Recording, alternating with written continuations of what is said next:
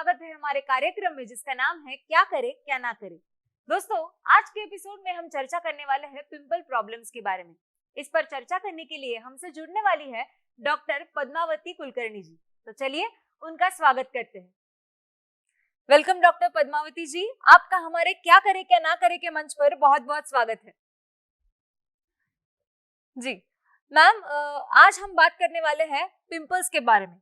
ये जो प्रॉब्लम है वो अक्सर कई लोगों को होती है। तो मैं आपसे जानना चाहूंगी कि पिंपल्स होना यानी मुहासे होना यानी एग्जैक्टली क्या होना?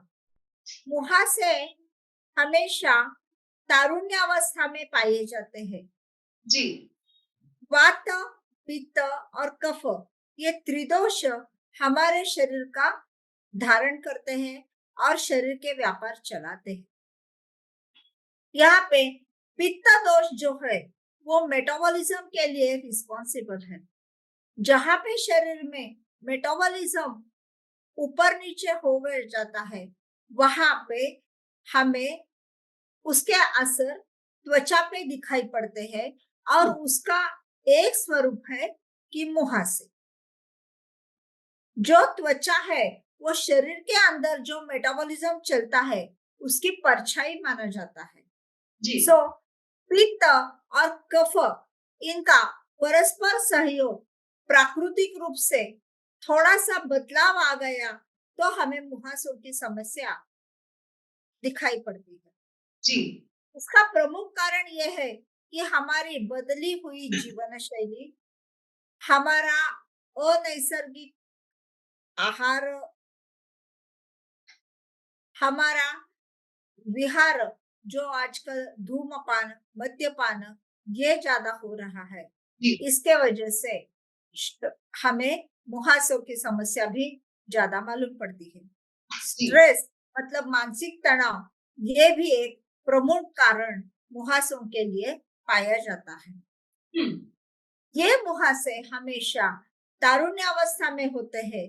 जो पित्त दोष का अधिक काल है वहां पे हार्मोनल इम्बैलेंस हो जाते हैं। एस्ट्रोजन और प्रोजेस्टेरॉन ये दो प्रमुख हार्मोन्स हमारे शरीर में ये उम्र में कार्यकारी रहते हैं। उनमें अगर ऊपर नीचे हो गया तो उनका इम्बैलेंस हो गया तो उसका रिजल्ट बोल के हमें मुहासे दिखाई पड़ते हैं। जी, पित्त का भ्राजक पित्त ये एक भेद है जो स्किन का टेक्सचर और स्किन का हमारी त्वचा का कलर, रंग और उसकी छवि और कांति ये सभी भाजक पित्त के आश्रित है।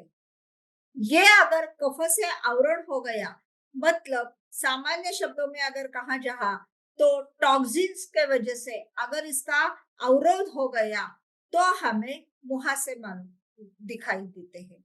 जी, मुहासे दिखाई देने का कारण ये भी है कि धूल, मिट्टी ये जब स्किन के नीचे जो त्वक आश्रित ग्रंथियां है जिसे हमें सिबेसियस ग्लैंड कहते हैं, जो सिक्रीशन करते हैं, मतलब एक तैल ग्रंथि रहती है वो त्वचा के अंदर रह के त्वचा को अच्छे से उसका टोन बनाने में और उसका ऑयली टेक्सचर मेंटेन करने में कार्यरत रहती है। अगर ये धूल और मिट्टी और पोल्यूशन के वजह से अगर उसका जो रोम ग्रंथि के ऊपर जो एक ओपनिंग रहता है वो अगर ब्लॉक हो गया तो उसके रिजल्ट में हमें मुहासे मिलते हैं।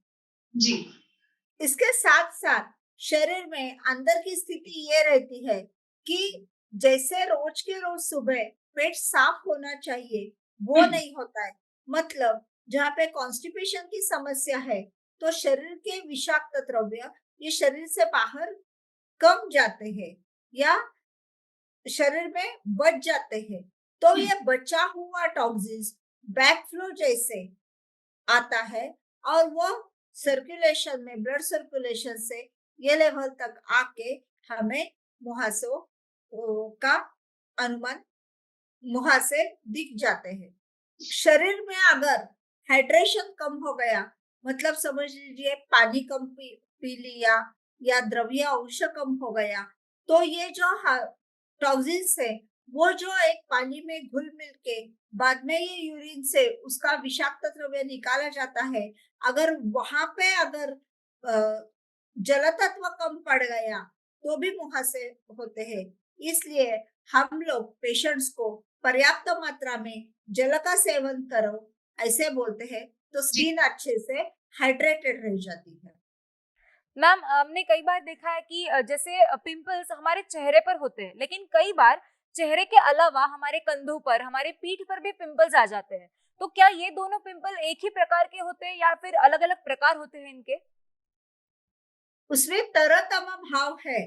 जो पिंपल्स हमारे फेस पे रहते हैं, उसपे हम दिखाई देता है कि यहाँ पे पित्त का उष्ण गुण बढ़ने से वो रेडिश कलर के हो जाते हैं। अगर वो इन्फेक्ट हुए तो उनको पुस्टुलर मतलब पस फॉर्मेशन दिखता है, पूय की संप्राप्ति हो जाती है।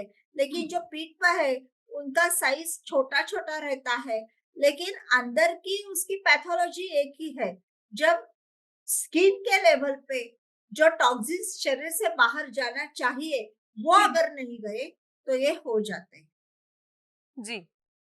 मैम कई बार हमने ऐसा देखा है कि अ, ये जो पिंपल्स है इनका इनका बहुत बड़ा कारण होता है हमारी इम्प्यूरिटीज, चेहरे पर जो इम्प्यूरिटीज बढ़ती है उसके वजह से। तो ये इम्प्यूरिटीज से बचने के लिए हमारा स्किन केयर रूटीन आयुर्वेद के हिसाब से किस तरह का होना चाहिए? हमारा रूटीन इसलिए ये हिसाब से होना चाहिए कि हमें दिन पहले तो सुबह जल्दी उठना, दूसरी बात रात को जल्दी सो जाना, तीसरी बात हमें जब भी हम बाहर से आते हैं वो टाइम हमें वो प्रत्येक समय हमें हमारा चेहरा धो लेना चाहिए। गुनगुने पानी से, सादे पानी से आप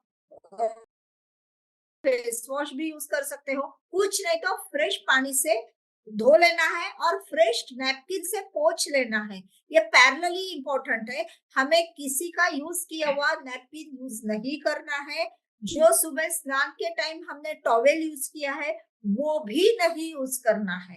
सो फ्रेश पानी और फ्रेश टॉवेल ये दोनों रहना जरूरी है।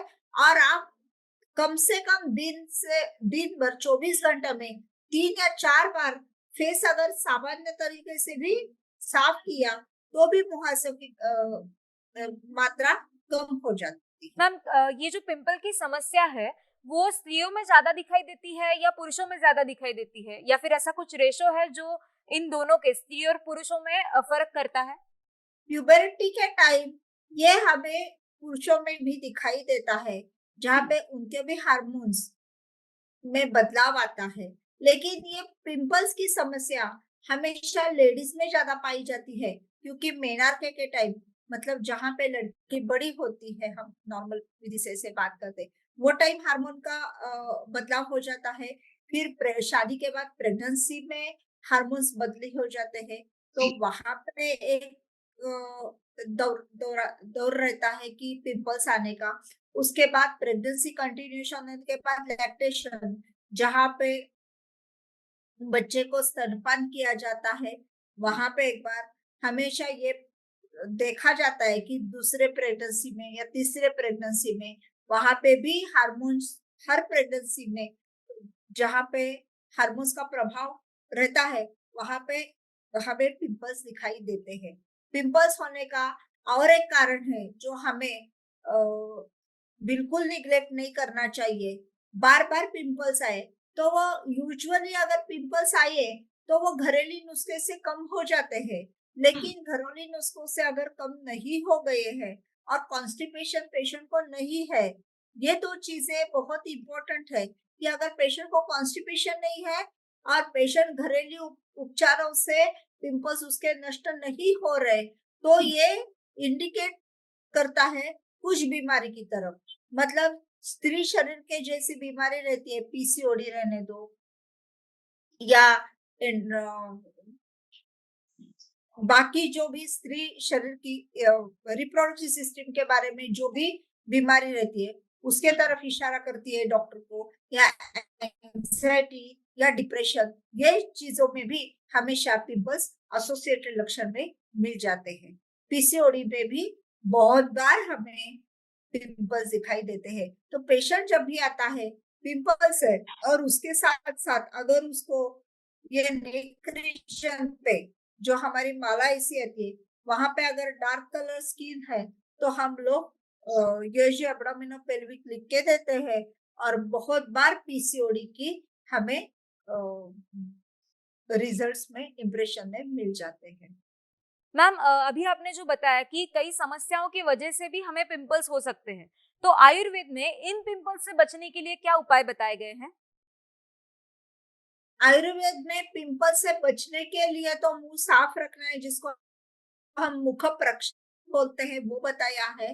और वर्णीकरण लेप बोले हैं, मतलब जो स्किन की कांति बढ़ाते हैं, त्वचा की कांति बढ़ाते हैं, प्रभा बढ़ाते हैं, उसको आयुर्वेदा में लेप चिकित्सा दिया जाता है। जी हमेशा। लेके जो आप घरेलू नुस्खों में ये पैक लगाया वो पैक लगाया, ये जो आप बोलते हैं वो आयुर्वेदा में वो लेप चिकित्सा है। लेकिन सिर्फ यहाँ पे फायदा नहीं होता है। जैसे मैंने बोला पित्त और कफ दोष का अगर परस्पर संबंध ठीक नहीं रहने से भी अगर पिंपल्स आते हैं तो उसके लिए कुछ अलग ट्रीटमेंट जरूरी पड़ती है, जहाँ पे हम वोमन मतलब इंड्यूस वोमिटिंग थेरेपी पेशेंट को देते हैं। तो टॉक्सिन्स है वो बहुत ही मात्रा में शरीर के बाहर निकल जाते हैं। उसके बाद हम लोग लूज मोशन थेरेपी देते हैं, जिसको हम विरेचन बोलते हैं। उसके विरेचन ये प्रक्रिया से भी शरीर से टॉक्सिन्स बाहर निकल जाते हैं।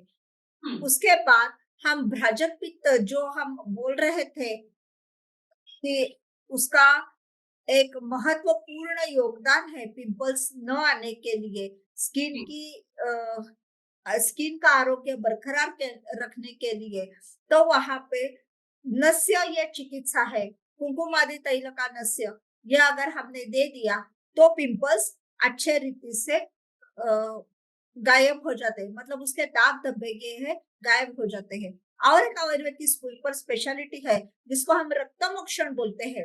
रक्तमोक्षण मतलब लेटिंग ऑफ द इम्प्योर ब्लड। हमेशा ये देखा जाता है कि पिंपल्स है तो सामान्य जनों को ये पता है कि इम्प्योर ब्लड के वजह से होता है।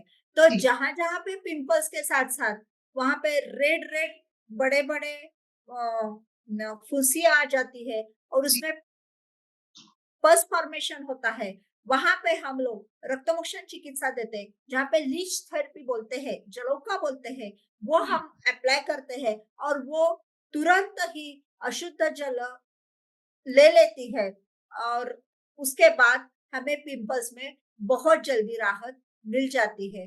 और ये हर चीज होने के बाद हम अलग अलग स्टेज पे अलग अलग लेप पेशेंट को दे देते हैं। लेप लगाने का भी एक तरीका है। लेप हमेशा लगाने के टाइम सूर्योदय से सूर्यास्त तक ही लगाना है।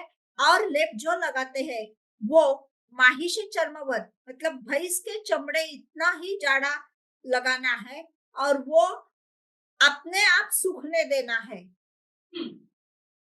मतलब ड्रायर नहीं और फैन के सामने नहीं बैठना है, उसको अपने आप सूखने देना है। और वो एक वो पूरे तरफ से सूखने के बाद वो एक गीले कपड़े से पोंछ लेना है और बाद में गुनगुने पानी से मुंह धो लेना है। ये लेप चिकित्सा मतलब जो भी आप पैक लगाते हो उसकी ये प्रॉपर प्रोसीजर है। जी,